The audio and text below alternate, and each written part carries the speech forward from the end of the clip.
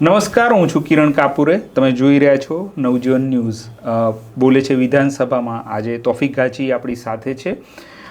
હવે વિધાનસભા છે એ 9 તારીખે ખુલશે ફરીવાર, એનું સત્ર શરૂ થશે. પણ ત્યાર સુધી આજે 28 તારીખ છે ફેબ્રુઆરી, આજે છેલ્લો દિવસ છે એવું ગણી શકાય. આજે 9 વાગે વિધાનસભાનું સત્ર શરૂ થયું હતું.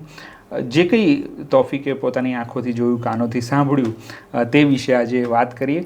અને આજે વડાપ્રધાન નરેન્દ્ર મોદી ગુજરાત આવ્યા હતા. એટલે સાણંદમાં એક કંપની, એનું ઉદ્ઘાટન હતું, સેમિકન્ડક્ટર કંપની ચીપ બનાવનારી. તો શું આજે જ્યારે નરેન્દ્ર મોદી અહીંયા હોય તો એની અસર કઈ વિધાનસભામાં વર્તાય, હાજરીથી માંડીને શું વાતો થાય કે સાહેબ આવે છે એમ? પહેલે તો સંબોધન સાહેબથી થાય છે. અચ્છા, કે સાહેબ આવવાના છે. એટલે સ્વાભાવિક છે કે એમના પાર્ટીના હોદ્દેદારો હોય, કાર્યકરો હોય, એ ગિલમાં હોય.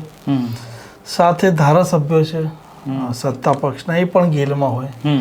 કેમ કે સાહેબ આવે છે એટલે સાહેબને કદાચ મળવાનો એમને મોકો મળી જાય, સાહેબની નજરમાં આવવાનો મોકો મળી જાય, અને સાહેબ કદાચ એમની નોંધ લે તો કાલ ઉઠીને મંત્રી પણ બની જાય. એટલે સાહેબ આવવાની ખુશી તો બહુ સહજ હોય. અને વડાપ્રધાન જ્યારે આજે આવવાના હતા, સત્ર પણ ચાલી રહ્યું છે. આજે 9 વાગે હાઉસની કામગીરીની શરૂઆત થઈ. સાહેબ આવવાના હતા એટલે મુખ્યમંત્રી ને નાયબ મુખ્યમંત્રી તો આજે નહોતા વિધાનસભામાં દેખાયા. સાથે ગૃહ 9 વાગ્યાની કામગીરી ચાલુ થવાની હતી એટલે સવારની પોરમાં હાજરી હતી, પણ પાંખી હાજરી હતી દરેક સભ્યોની, દરેક પાર્ટીના. સવારમાં થોડી પાંખી હાજરી હતી. અને સાહેબને આવકારવા માટે સહજ છે કે જેને પ્રોટોકોલ મુજબ જવાનું છે તો જવાના જ છે. પરંતુ કોઈક એવા ધારાસભ્ય હોય કે કોઈને મળવાની ઈચ્છા હોય તો એ પ્રયાસ કરે કે સાહેબને મળી, એમ જો એમને કદાચ મોકો મળે ને સાહેબ જે વડાપ્રધાન આપણા છે એમના એવો કોઈ સમય હોય અને ફાળવેલો હોય કે એમની મુલાકાત નક્કી થયેલી હોય. પરંતુ સાહેબ જ્યારે ગુજરાત આવે છે ત્યારે ચોક્કસપણે ખુશી હોય છે. અને ગાંધીનગર આસપાસ જ્યારે હું આવતો હતો ત્યારે પણ મેં જોયું કે હિન્દીમાં બોર્ડ મારેલા હતા. અચ્છા, સાહેબને આવકારવા માટેના. બાકી તો સાહેબ ગુજરાતી છે અને ગુજરાત પર પ્રજા ગુજરાતી, પણ હિન્દીમાં બોર્ડ હતા. પણ એમની આ જ્યારે વડાપ્રધાન નરેન્દ્ર મોદી અહીંયા હોય ત્યારે એ સાહેબથી સંબોધન થાય, પણ સમજો કે એ નથી તો આ સાહેબવાળું સંબોધન કોને થતું હશે? એ પછી ધારાસભ્ય હોય એ મંત્રીને સાહેબ કે, મંત્રી હોય મુખ્યમંત્રીને કે સાહેબ, ધારાસભ્યો મુખ્યમંત્રીને પણ સાહેબ કે. એટલે જેની જેવી તમારે કેડર મુજબ આગળ જવાનું હોય એ મુજબ સાહેબ મુજબ સંબોધન થતું હોય છે. અને કામ લેવાનું હોય ત્યારે સાહેબમાં કેવા પ્રકારની મીઠાશ છે તો જ્યારે એ બોલે ત્યારે એનો ભાવ ખબર પડે કે કયા સાહેબવાળો ટોન છે. પણ મેં એવું સાંભળ્યું છે કે વડાપ્રધાન નરેન્દ્ર મોદી અને ગૃહમંત્રી અમિત શાહ, આ બંને છેલ્લા ઘણા વખતથી એ દિલ્હીના એરપોર્ટ પર બંનેમાંથી કોઈ એક ઊભો હોય, એક આવે અહીંયા અને બીજા ત્યાં તાળી આપીને બીજા અહીંયા આવે. એટલે અહીંયા કોઈક ને કોઈક હોય જ. એટલે એક સાહેબ તો હોય જ છે અહીંયા, એવું ઘણા વખતથી જોવા, ઘણા સમયથી સતત વડાપ્રધાન નરેન્દ્ર મોદી અને આપણા દેશના ગૃહમંત્રી અમિત શાહ સતત એકનો પ્રવાસ પતે છે અને તરત બીજા આવે છે, અને બીજાનો પ્રવાસ પતે છે અને પછી તરત પેલા આવે છે. એટલે સતત આ ક્રમ સતત ચાલી રહ્યો છે. એ કારણસર ગાંધીનગરથી પણ સતત મંત્રી હોય કે મુખ્યમંત્રી એમને પણ એમના સાથે જવું પડે. પ્રોટોકોલ મુજબ વહીવટી તંત્રે પણ દરેક પ્રકારની તૈયારીઓ કરવી પડતી હોય છે. આ ચાલતું રહેતું હોય છે. એટલે આપણે વિધાનસભાની વાત પર તો આવીએ, પણ થોડું તમે પોલિટિકલ આ બીટ સંભાળો છો તો આવી હાજરી કેમ અનિવાર્ય થઈ ગઈ છે છેલ્લા ઘણા વખતથી અમિત શાહ, આપણા ગૃહમંત્રી કાં તો વડાપ્રધાનની? અનિવાર્ય કેમ થઈ ગઈ છે એ થોડું રાજકીય ગણિત આપણે જોવા જઈએ તો ગુજરાતમાં હાલે રાજકીય અસ્થિરતા તો નથી. રાજકીય રીતે અસ્થિરતા નથી. ભાજપ પાર્ટીના સામે જે પ્રકારે હાલ તમે વિપક્ષ તરીકે જુઓ તો કોંગ્રેસ અને આમ આદમી પાર્ટી જે થોડો શરૂઆત કરે છે વિરોધની, ભલે સોશિયલ મીડિયામાં લોકો વિરોધ જોતા હોય અને અંજાઈ જતા હોય, પણ આમ આદમી પાર્ટીનું કેવું કે ગ્રાઉન્ડ ના કહેવાય, એમની શરૂઆત કહેવાય. એટલે એવું પણ નથી કે વિપક્ષના એવા કોઈ મુદ્દાથી સરકાર ભીસમાં આવે છે કે એવો કોઈ મામલો છે, એવું નથી. એટલે રાજકીય રીતે તો સ્થિરતા છે, પરંતુ એક વાત વારંવાર જે હાઉસમાં પણ આ વિપક્ષના ધારાસભ્યો થોડાક સમયથી કહી રહ્યા છે કે ભાઈ તમારે તો હમણાં 2 દિવસ પહેલાં ચર્ચા થઈ હતી કે ભાઈ સંગીત ખુરશીની રમત છે. શૈલેષ પરમારે કહ્યું કે ભાઈ જેમ સંગીત વાગે એટલે તમારે દોડવાનું, અને જેવું સંગીત બંધ થાય એટલે જેને મંત્રીની ખુરશી મળી એને નસીબ. એટલે સંગીત ખુરશીની આ રમત છે, એના ઉપર હાઉસમાં સતત ગમ્મતો ચાલતી રહે છે. અને બીજું સતત એવી ટિપ્પણીઓ થતી રહે છે કે ભાઈ તમે પાટલી થપથપાવવાનું ચૂકતા નહીં એમ. અચ્છા, કદાચ જો તમે પાટલી થપથપાવશો નહીં તો મંત્રી તમને પદનો મોકો ના પણ મળે. એટલે એવા તો સતત હાલ પ્રયાસો છે દરેક ધારાસભ્યના મનમાં. એવું જ હોય છે ભાજપના કે ક્યારે હું મંત્રી બની જાઉં, અને જે મંત્રી હોય છે એમના મનમાં એક ભય એવો પણ હોય છે કે ક્યારેક એમને ખુરશી ખાલી કરી દેવી પડે. કારણ કે જે પ્રકારના રાજકીય ઘટનાક્રમ છે એ જોતા રાજકીય અસ્થિરતા નથી, પરંતુ એમની પાર્ટી લેવલે એવો કોઈ મામલો હોય તો આપણે નકારી શકતા નથી. હવે આજે વિધાનસભાની વાત પર આવીએ આપણે, તો વિધાનસભામાં બહારનો કોઈ જે તમે આમ સામાન્ય રીતે નોંધતા હોવ છો, શું તમે નોંધ્યું કે કશું તમને વિશેષ દેખાયું હોય આજે, એની કઈ વાત?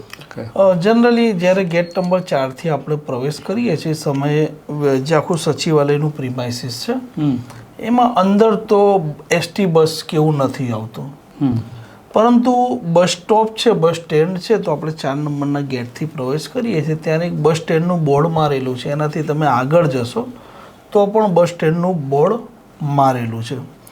એટલે બસો તો નથી આવતી, પરંતુ બસ સ્ટેન્ડનું બોર્ડ મારેલું છે. આવી સ્થિતિમાં વિધાનસભામાં પાર્કિંગના પાસે ઇલેક્ટ્રિક ગાડી મૂકેલી હોય છે 2, કે કોઈ વ્યક્તિ ત્યાં ગાડી પાર્ક કરે છે તો એને પેલી ઇલેક્ટ્રિક ગાડીમાં વિધાનસભામાં ભોયરામાં જવું હોય તો લઈ જતા હોય છે.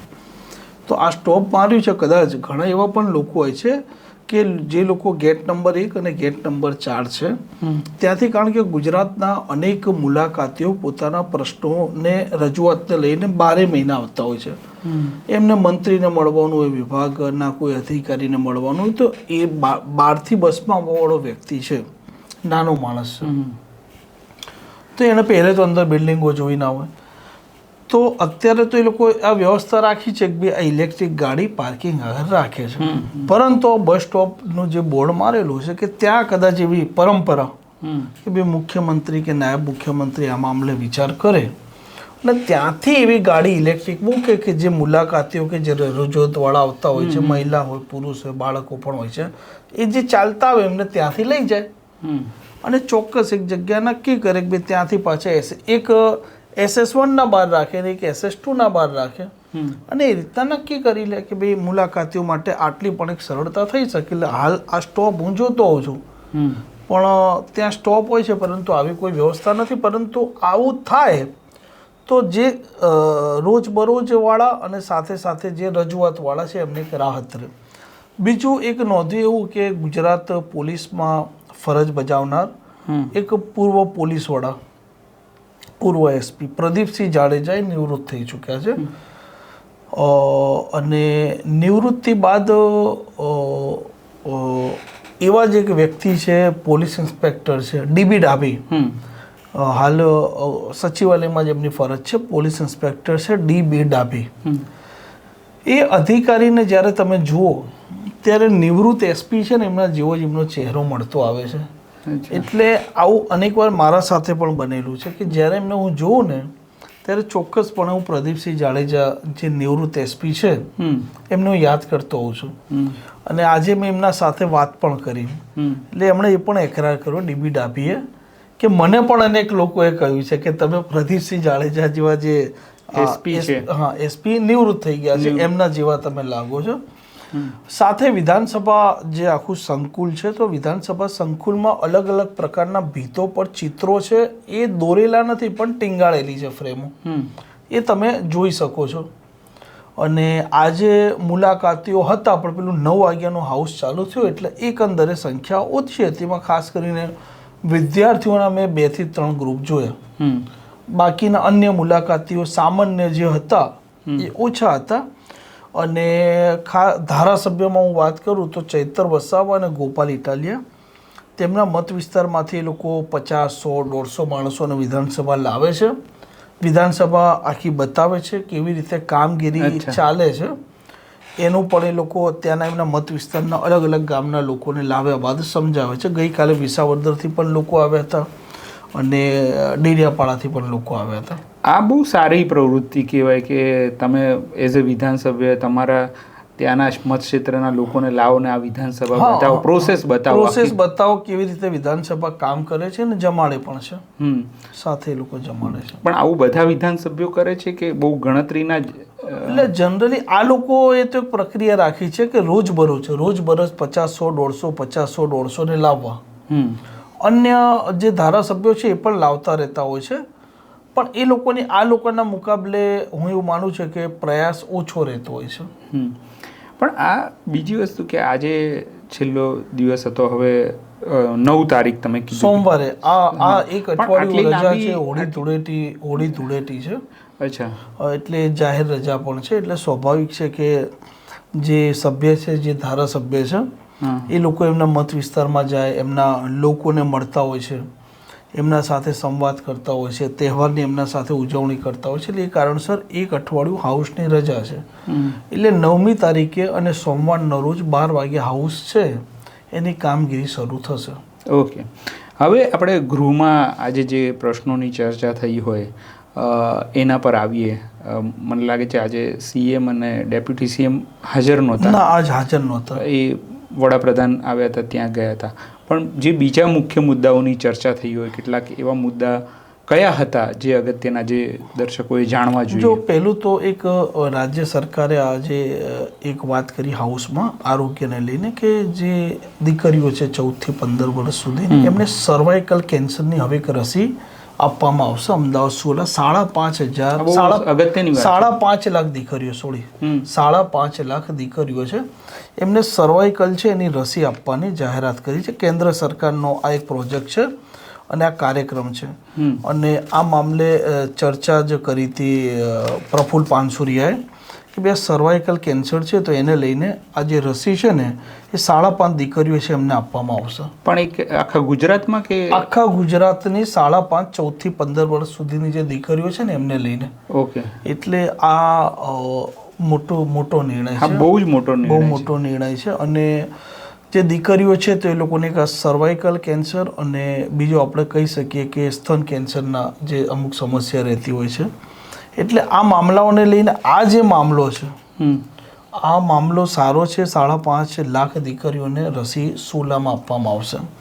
સાથે બીજો એક પેટર્ન એ જોવા મળી રહી છે કે જે ધારાસભ્યો કોંગ્રેસમાંથી આજ ભાજપમાં આવ્યા છે, ચાહે તે ધારાસભ્ય છે અને કોઈ મંત્રી બની ગયા છે, તો આજે વીડી ઝાલા જે એક સમય કોંગ્રેસમાં હતા, આજ ભાજપમાં છે, તલોદથી છે, તેમણે ટિપ્પણી એવી કરી કે ભાઈ તમે 12 ધારાસભ્ય છો કોંગ્રેસના, પરંતુ તમે ચિંતા કરો કેમ કે 4 પણ નહીં રહે તો તમે કેવી રીતે તમારી અડથી ઉપાડી શકશો એમ. અચ્છા. એટલે પછી અધ્યક્ષે તો જો કે આ શબ્દ હટાવી દીધો રેકોર્ડ પરથી. કોંગ્રેસે વિરોધ દર્શાવ્યો. બીજું અર્જુન મોઢવાડિયા વારંવાર એ આજ જે એમના એક સમયના કોંગ્રેસમાં હતા, એમના સાથી મિત્રો હતા, એમના પર પણ ટિપ્પણી કરતા હોય છે, આક્રમકતા દર્શાવતા હોય છે અને એક એવું બતાવવાનો પ્રયાસ કરતા હોય છે કે પોતે કટ્ટર કોંગ્રેસ વિરોધી છે. એમનો પ્રયાસ એવો રહેતો હોય છે. આજે પણ ફરીથી એમણે આ તગલકનો જે મામલો છે એને ઉજાગર કર્યો અને જે પ્રકારે કોંગ્રેસનો સવાલ હતો, વાત એકદમ નોર્મલ હતી, પરંતુ અર્જુન મોઢવાડિયા એકાએક આક્રમક થઈ જાય છે કેમ કે મામલો એવો હતો કે જે બજેટ જે પણ બજેટની ફાળવણી થતી હોય, હું ઉદાહરણ આપું કે આ વર્ષે 4,08,000 કરોડ છે એનું અંદાજપત્ર રજૂ થયું. હવે આ વર્ષ દરમિયાન આનાથી વધારે ખર્ચો થયો તો આ અંદાજપત્ર અત્યારે રજૂ થયું, પરંતુ જ્યાં સુધી વિધાનસભામાં તમને મંજૂરી નથી મળતી ત્યાં સુધી તમે એક પૈસો વાપરી શકતા નથી. અને જો તમે આ અંદાજપત્ર રજૂ થયા પછી પણ વધારે રકમ વપરાય, બરાબર છે, તો એ જે પૂરક માંગણીઓ હોય છે એના ઉપર ચર્ચા થતી હોય છે, અને એ ચર્ચાને આધીને પૈસા વાપરેલા તમારે વિધાનસભામાં મંજૂર કરાવવા પડે છે. અચ્છા. તો આવી જ રીતે નાણામંત્રી કનુ દેસાઈએ આ મામલો લઈને આવ્યા હતા, અને મામલો ચર્ચાયો તો સરનો. તો પછી point of order Arjun Modhwadia એવો લીધો કે ભાઈ આ ચૂંટણી પંચ છે એ સ્વાયત્ત સંસ્થા છે, કારણ કે એમણે જ આ જે સર મતલબ ખાસ મતદાર યાદી સુધારણા કાર્યક્રમ, કે ભાઈ જે મતદાર યાદીમાં બોગસ હોય, ભૂતિયા હોય કે બબ્બે જગ્યાએ જે લોકો નામ ધરાવે છે નામ હટાવવા માટે ખાસ મતદાર યાદી સુધારણા કાર્યક્રમ. તો આવી સ્થિતિમાં આ મામલાની આજે ચર્ચા કરવાની હતી, કેમ કે જે વિનિમય કહેવાય કે ભાઈ ખર્ચો થયો હતો અને ખર્ચો થઈ ગયો છે અને કરવાનો છે એની મંજૂરી લેવાની હતી વિધાનસભામાં.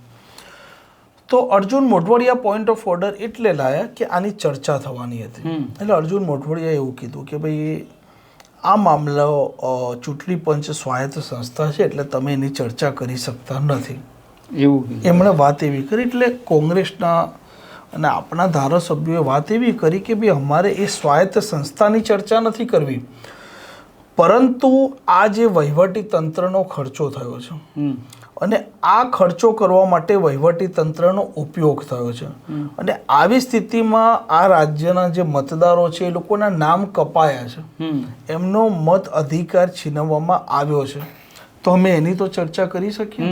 ઓબ્વિયસલી, હા, એની તો અમે ચર્ચા કરી શકીએ. એટલે અર્જુન મોઢવાડિયા એ દરમિયાન ટિપ્પણી એવી કરી કે એમ તો એવા પણ સંસદ સભ્ય છે કે જે લોકોની નાગરિકતાને લઈને આજે સવાલો ઉપસ્થિત થયેલા છે, પરંતુ એ મામલા કોર્ટમાં ચાલી રહ્યા છે.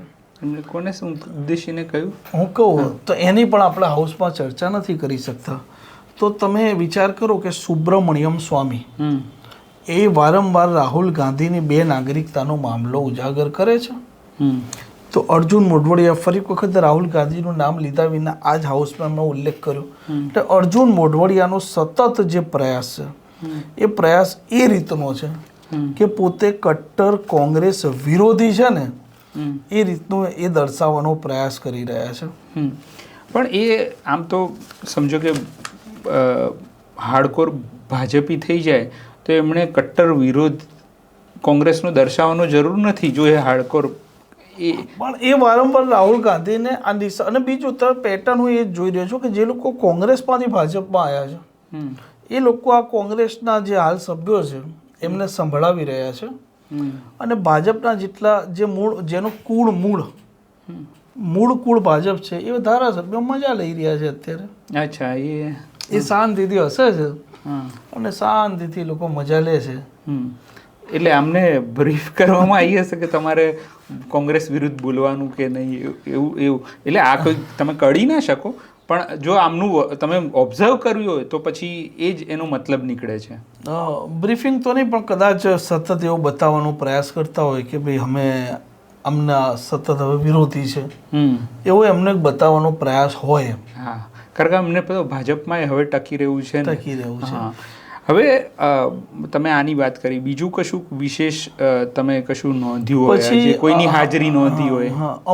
અંબાજીના મામલો આજે દાંતાના જે ધારાસભ્ય છે કાંતિ ખરાડીએ મને ફાર્મ અને ફોર્મ, કારણ કે એ ત્યાં પેલું જે તળપદી શબ્દ આવે ને એટલે હળવી ગમત થતી હતી કે ફોર્મ બોલતા હતા, ફોર્મ.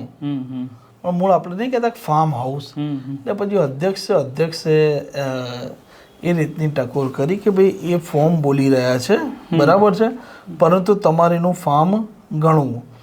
બીજું, ઋષિકેશ પટેલ આજે વાંચ્યા વગર જ્યારે જવાબ આપી રહ્યા હતા તો અધ્યક્ષે એમને અભિનંદન પાઠવ્યા, કેમ કે અધ્યક્ષ અનેક વખત કહેતા હોય છે કે ભાઈ મંત્રીઓ અભ્યાસ કરીને આવે અને વાંચ્યા વગર જો એ સારા જવાબ આપે તો એ સારું છે અને આપવા જોઈએ. બીજું, એ કટાક્ષ જ્યારે કરી રહ્યા હતા, કારણ કે ઉર્જા મંત્રી છે, ઉર્જાને લઈને સવાલો ચાલી રહ્યા હતા, તો એમણે એ રીતનો ઉર્જા મંત્રીએ કટાક્ષ કર્યો કે ભાઈ અમારો પાવર છે, બરાબર છે, તો અમારો પાવર તો છેક નીચે સુધી ગયો છે. એટલે ક્યાંક ને ક્યાંક કે કોંગ્રેસને આવું હળવી રીતે કટાક્ષ કરતા હતા. સાથે ઇમરાન ખેડાવાલા થોડાક સમય પહેલાં અસ્વસ્થ થયા હતા આજે સ્વસ્થ થઈને હવે વિધાનસભા આવી રહ્યા છે. આજે જે બજેટ આવ્યું ને સામાન્ય ચર્ચાનો આજે અંતિમ દિવસ હતો, તો આજે એમને બોલવાનું હતું.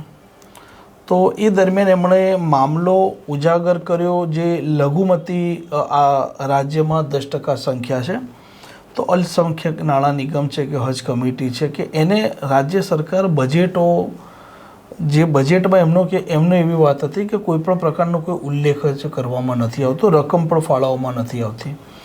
સાથે હાલ સ્થિતિ એવી છે કે જેટલા બોર્ડ અને નિગમો છે એમાં એક લાંબા સમયથી એના જે ચેરમેન સત્તા પક્ષ મૂકતું હોય છે, જેથી કરીને એમના પાર્ટીના માણસો સચવાઈ જાય. એક લાંબા સમયથી એમની કોઈ પણ પ્રકારની નિમણૂકો થઈ નથી. દરેક પ્રકારના જે બોર્ડ નિગમો છે એમાં કોઈ પણ પ્રકારની નિમણૂક નથી.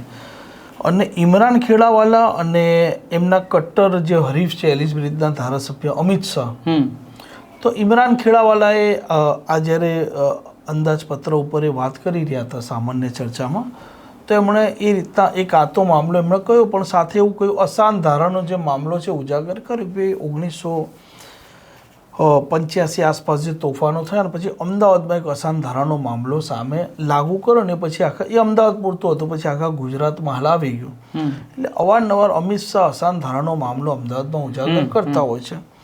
એટલે હાઉસમાં જ્યારે અસાન ધારાના મામલે એ બોલી રહ્યા હતા તો અમિત શાહ હાથથી ઇશારો કરતા હતા તું બેહી છે, કારણ કે એમણે એવું કહ્યું કે અમિત શાહ બોલે છે એટલે માહોલ ખરાબ થાય છે આખા રાજ્યનો. એટલે કે તું એ લોકો અવારનવાર આ રીતે એમના બંને વચ્ચે આ રીતે નોકઝોક ચાલતી રહેતી હોય છે, હસતા હોય છે, નોકઝોક ચાલે હાઉસમાં, ઘરમાં ગરબી થાય. પછી ઇમરાન ખેડાવાલાએ એવું પણ કહ્યું કે ભાઈ એમણે એ વાતનો પણ એકરાર કર્યો કે એક લાંબા સમયથી હવે રાજ્ય છે, રાજ્યમાં કોમી તોફાનો નથી થતા. તો આવી સ્થિતિમાં નાણામંત્રી કનુ દેસાઈ અને મહેશ કસવાલા એમણે પણ પાટલી થપથપાવી હતી કે ભાઈ એમને તો સહજ એવું લાગે કે ભાઈ ચલો એમની સરકાર છે, હાલની સ્થિતિમાં નાની છૂટક ઘટનાઓ અલગ અલગ બનતી હોય છે પણ રાજ્ય લેવલના તોફાનો નથી થઈ રહ્યા. એક ઇમરાન ખેડાવાલે આ વાતનો એકરાર કર્યો એટલે એમણે એને આવકાર્યો. એટલે હાઉસમાં એકંદર એક આજનો મામલો રહ્યો હતો અને અનંત પટેલ જે ધારાસભ્ય છે કોંગ્રેસના, એમના પત્નીનો મામલો કંઈક ત્યાં વાંસદામાં ચાલી રહ્યો છે કે ભાઈ કોઈ ગુનો પોલીસે કોઈક મામલામાં દાખલ કર્યો છે, જો કે એ તો આજે ત્યાં હાઉસમાં હાજર હતા.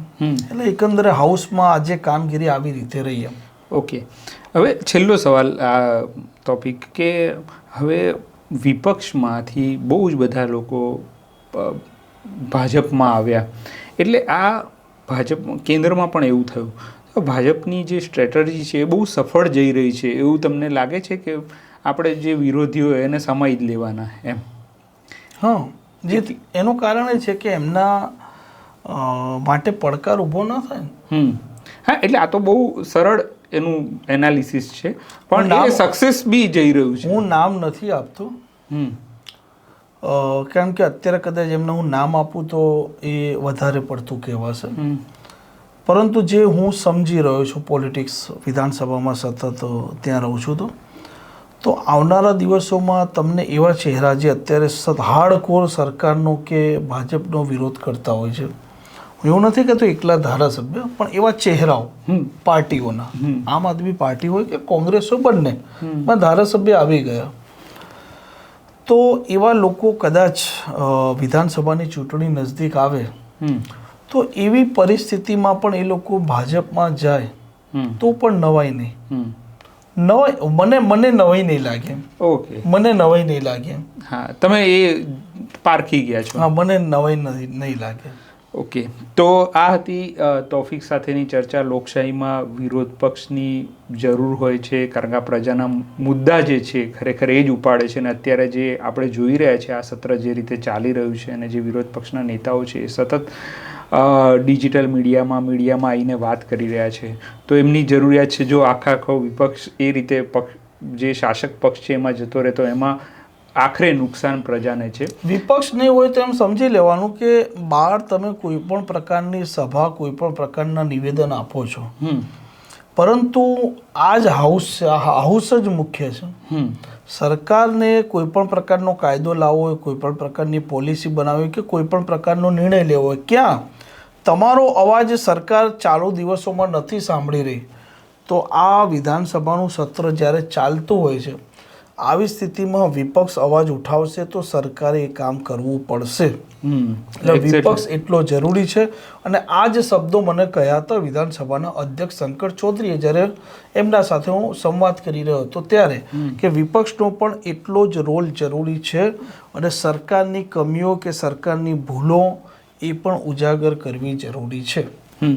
તો જેમ તોફિકે કીધું કે લોકશાહીના જે સાચા સમર્થક છે એવું જાણે છે કે વિરોધ પક્ષની શું ભૂમિકા છે, કારણ કે અલ્ટિમેટલી એમાંથી પ્રજાનું જે હિત કે પ્રજાને ન્યાય મળે છે એનાથી.